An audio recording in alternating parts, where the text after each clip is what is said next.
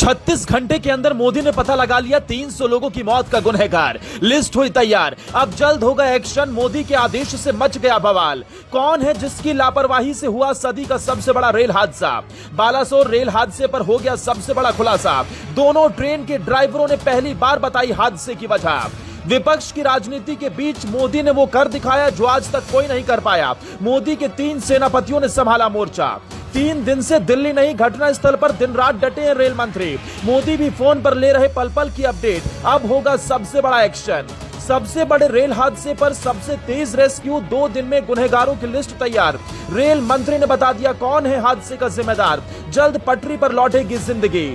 जिसे ममता, नीतीश, राहुल ने बनाया विलेन, उसने 5 घंटों में पलट दी बाजी। बन गया मोदी सरकार का सबसे बड़ा हीरो। रेल मंत्री के काम को देखकर दुनिया रह गई दंग। इधर दिल्ली में मोदी लगातार ले रहे थे मीटिंग, जुटा रहे थे पल पल की जानकारी। उधर मोदी के 3 सेनापतियों ने घटना स्थल पर संभाला मोर्चा। दिन रात डटकर रेल मंत्री ने कुछ घंटों के अंदर ही विरोधियों के सारे सवालों का जवाब दे दिया। पहली बार दोनों ट्रेनों के ड्राइवरों का बयान सामने आया तो पूरी दुनिया सुनकर चौंक गई। बालासोर ट्रेन हादसे ने पूरे देश को हिलाकर रख दिया। कई घरों के चिराग बुझा दिए। हजारों लोगों की जिंदगी में वो गहरा जख्म दे दिया जिसे वो जिंदगी भर नहीं भुला पाएंगे। इस घटना के बारे में तो पूरा देश जान चुका है, लेकिन हर किसी के मन में बस यही सवाल है कि आखिर इसका जिम्मेदार कौन है? कौन है 300 लोगों की मौत का गुनहगार? मोदी ने किसे दी थी सख्त चेतावनी? और दोनों ट्रेन के ड्राइवरों ने आखिरकार क्या बोला? यह आपको 2 मिनट के अंदर पता चल जाएगा। लेकिन उससे पहले ये जान लीजिए बीते 36 घंटों में मोदी ने क्या किया और राहुल, ममता, नीतीश क्या करते रहे। मोदी ने एक बार फिर बता दिया कि उनके जैसा कोई हो ही नहीं सकता। 2 जून की शाम को यह घटना हुई और तुरंत मोदी ने अपने आवास पर हाई लेवल मीटिंग बुला ली। 20 मिनट के अंदर रेस्क्यू ऑपरेशन शुरू हो गया। रातों रात रेल मंत्री दिल्ली से बालासोर पहुंच गए। मोदी पूरी रात पल पल की जानकारी जुटाते रहे। गृह मंत्री अमित शाह, एनडीआरएफ के डीजी, बड़े अधिकारियों से मोदी ने पूरी घटना को बारीकी से समझा और चंद घंटों के अंदर हेलीकॉप्टर से घटनास्थल पर पहुंच गए।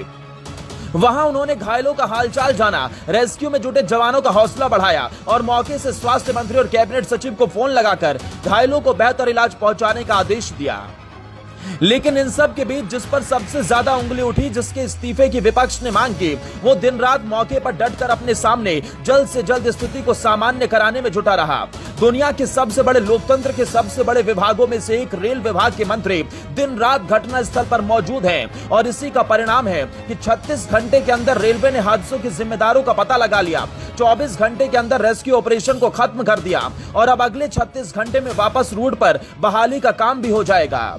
रेल मंत्री के साथ केंद्रीय मंत्री धर्मेंद्र प्रधान और मनसुख मांडविया भी बालासोर में हैं। वहीं दूसरी तरफ पूरा विपक्ष इस मौके पर भी राजनीतिक रोटियां सेकता रहा। राहुल विदेश में घूम रहे हैं। कांग्रेस इस मौके पर मदद का हाथ आगे बढ़ाने की बजाय प्रेस कॉन्फ्रेंस कर रही है। नीतीश ऐसे मौके पर भी 2024 की तैयारी कर रहे हैं। किसी भी विरोधी दल ने एक पल भी सरकार के साथ इस मौके पर खड़े रहने की बात नहीं कही और न ही किसी भी दल ने मदद पहुंचाने के लिए हाथ आगे बढ़ाया। अब आपको बताते हैं कि आखिर इस हादसे का गुनहगार कौन है और ट्रेन के ड्राइवरों ने आखिर ऐसा क्या बोला कि पूरे देश में हड़कंप मच गया।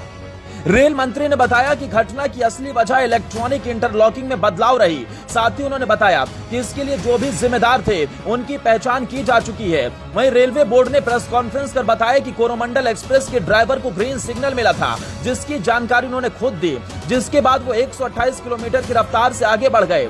दूसरी तरफ यशवंतपुर हावड़ा एक्सप्रेस के ड्राइवर ने बताया कि उन्हें कुछ अजीब सी आवाजें आई, लेकिन किसी तरह की जानकारी नहीं थी। उस वक्त वो ट्रेन करीब 126 किलोमीटर की रफ्तार से चल रही थी, तभी यह हादसा हुआ और पल भर में 300 जिंदगियां खत्म हो गई। लेकिन दोस्तों, इस मौके पर भी क्या विपक्ष का राजनीति करना सही है? कमेंट बॉक्स में अपनी राय जरूर दें।